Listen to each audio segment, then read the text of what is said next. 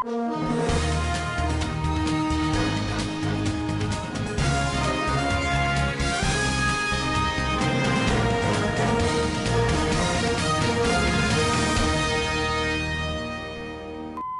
Muhammadu Buhari meets Governors Forum, EFCC and CBN over NAIRA SCARCITY.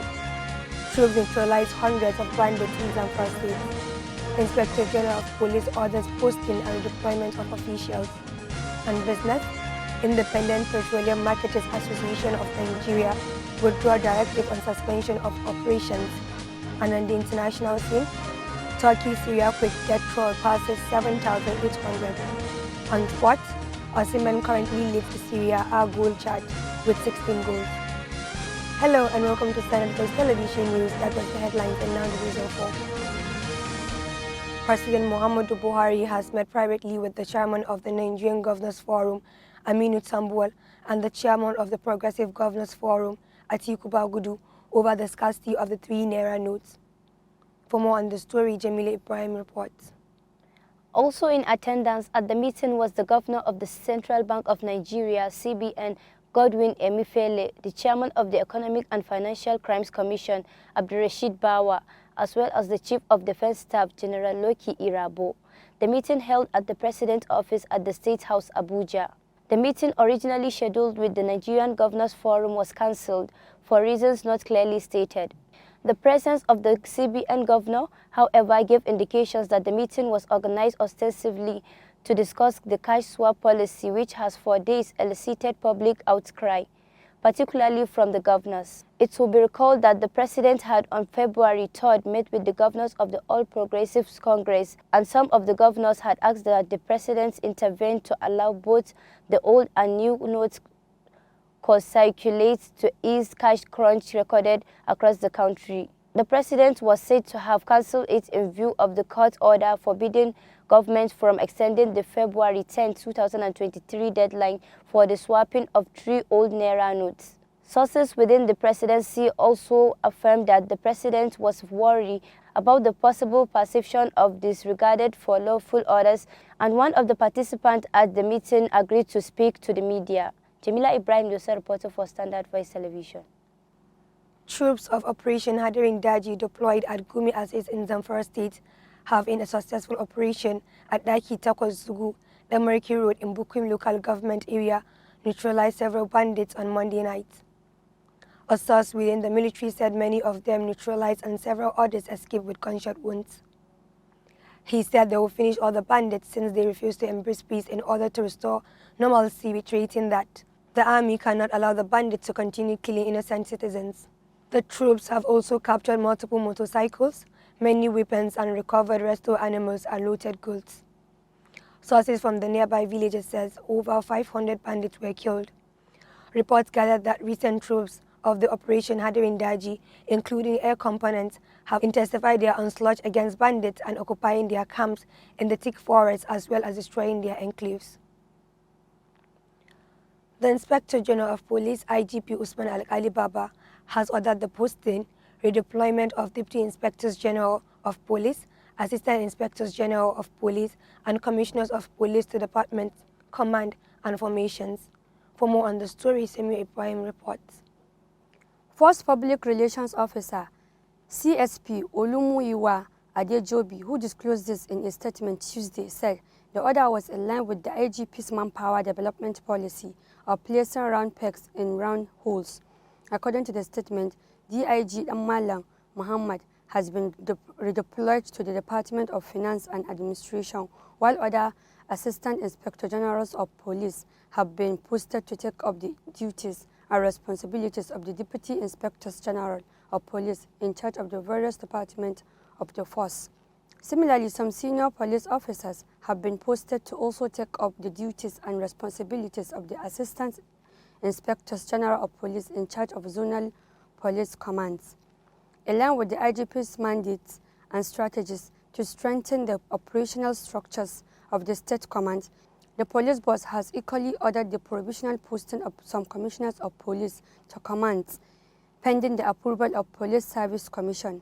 The IGP has therefore charged the newly posted officers to hit the ground running to ensure the mission vision and policy statement of his administration are effectively complied with in the areas of crime fighting, public cooperation and safety. He also called for support and cooperation from members of the public to enable the newly posted senior officers to perform optimally on their mandate. The posting is with immediate effect, the statement said. That's the report. Samira Ibrahim reporting for Standard Voice TV. Former Independent Electoral Commission Chairman Prof. Attahiru Jega has cautioned the electorate against voting for candidates with questionable characters during the forthcoming general elections. The former chairman of INEC gave the advice in his keynote address titled "Truest, Fair, Free and Credible 2023 General Elections" at a public sensitization organized by the Abuja National Mosque, the Awa and Welfare Foundation. He said that democracy was hinged on citizens' participation in elections, who in an enlightened manner elect their trusted representatives in the legislative and governance institutions. Jega said the key messages to the populace are, if they are eligible, ensure to register to vote, obtain your PVCs and know how to vote, go and vote on election day, vote properly and appropriately. He urged the electorate to desist from voting for anti-people and narrow-minded contestants when they are decent, selfless, responsible, pro-people, visionary candidates. A Port Harcourt Magistrate Court in Rivers State has remanded over 20 persons arrested in connection with conspiracy, cultism and unlawful gathering during a meeting by members of the Atiku Support Organization and the State Correctional Center. The Chief Magistrate, Collins Ali, refused bail application by the Defense Counsel and directed that the suspects be remanded in the Correctional Center. He then adjourned proceedings to March 22, 2023 for bail consideration. The National Hajj Commission of Nigeria, NAHCON, has launched its Hajj Training Institute Tuesday, 7 February in Abuja. For more on the story, Zainab Abdulwasir reports. In the opening remarks at the event in Hajj House Abuja, Chairman of the Commission, Alhaji Zakirullah Kule Azan, disclosed that over a decade ago, there was a general concern among the Nigerian Ummah that Hajj was an all-comers affair where everyone ventures into, irrespective of his or her educational background. Alhaji Zakirullah, after welcoming the guest, also said that Hajj Institute of Nigeria is Nigerians and probably Africa's premier institution dedicated to the Hajj and Umrah industry. He reiterated that the institute was established to, among other things, to improve the quality of manpower in the Hajj and Umrah sector in Nigeria, to be at par with global industry standards, train and certify all employees in the Nigerian Hajj and Umrah sector and develop, in liaison with relevant bodies, occupational standards for the Hajj and Umrah sector in Nigeria. Others are to improve an avenue for skills acquisition and entrepreneurship development of Nigerian youth, and to be reference point globally for the Hajj and Umrah training. The chairman also said that the institute will help in carrying out global trend since everything now is being carried out by the use of technology. Zainab Abdulwasir reporting for Standard Voice Television. The Minister of Works and Housing, Babatunde Fashola, has given May 5th as the expected date of delivering for the second Niger Bridge with 4 kilometers until completion. Mr. Fashola made the disclosure during an interview with newsmen on Monday.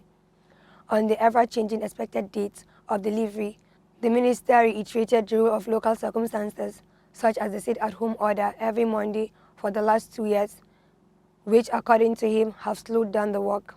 Fashola also stated that there are compensation issues people are not aware of, including the relocation of 132 kVA transmission lines and a power shutdown.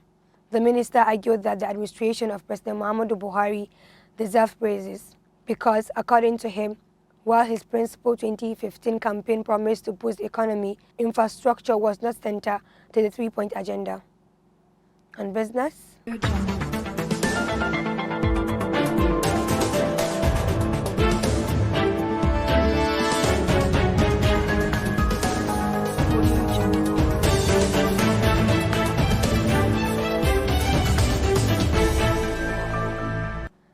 The Independent Petroleum Marketers Association of Nigeria has withdrawn the directives on suspension of operations and directed its members nationwide to ignore the earlier directives. The IBMAN National President, Alda Chindu Okoroko, gave the directives through the Ipman Kano Zonal Chairman Alhaji Bashir Malam on Tuesday.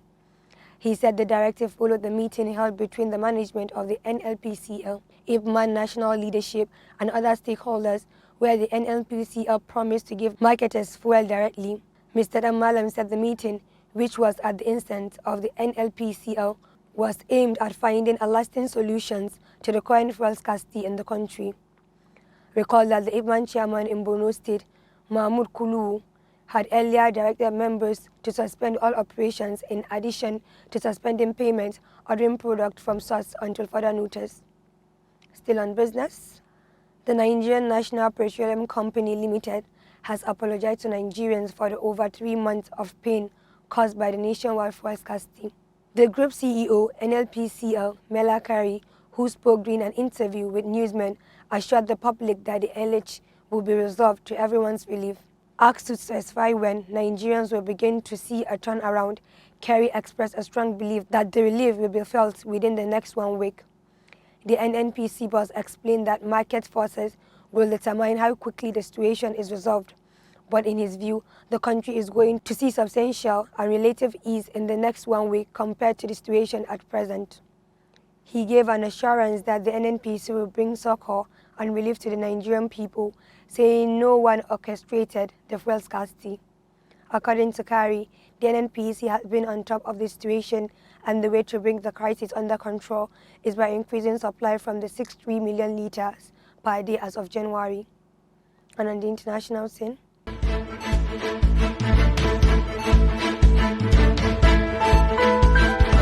Audio Jungle.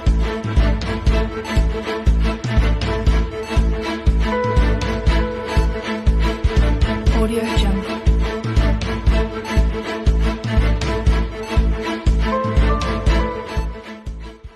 Turkish President Tayyip Erdogan on Tuesday declared a state of emergency in 10 provinces devastated by 2 earthquakes that killed more than 7,800 people and left a trail of destruction across a wide area of southern Turkey and neighboring Syria. A day after the quakes hit, rescuers working in harsh conditions struggled to get people out of the rubble of collapsed buildings. As the scale of the disaster became ever more apparent, the death toll looks likely to rise considerable, and one United Nations official said it was feared thousands of children may have been killed. Residents in several damaged Turkish cities voiced anger and despair at what they said was a slow and inadequate response from the authorities to the deadliest earthquake to hit Turkey since 1999. Tens of thousands of people were injured or left homeless in cities in Turkey and northern Syria. On sport,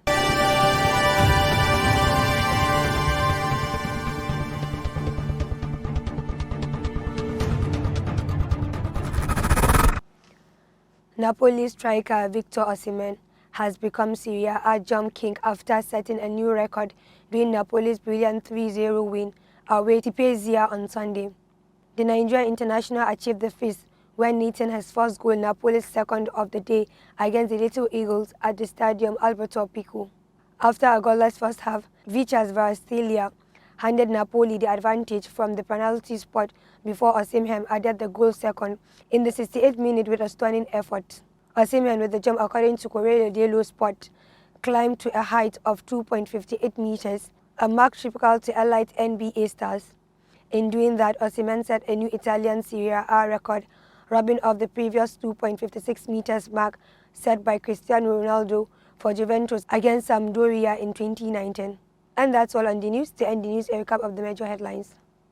President MUHAMMADU BUHARI meets Governors Forum, EFCC and CBN over NAIRA scarcity. Troops neutralize hundreds of bandits in Zamfara State. Inspector General of Police orders posting and deployment of officials. And business, Independent Petroleum Marketers Association of Nigeria withdraw directive on suspension of operations. And on the international scene, Turkey-Syria quick death toll passes 7,800. On sports, Osimhen currently leads the Serie A goal chart with 16 goals. Thank you for watching. I'm Smary. So you do have a pleasant day and keep watching Standard Press Television News.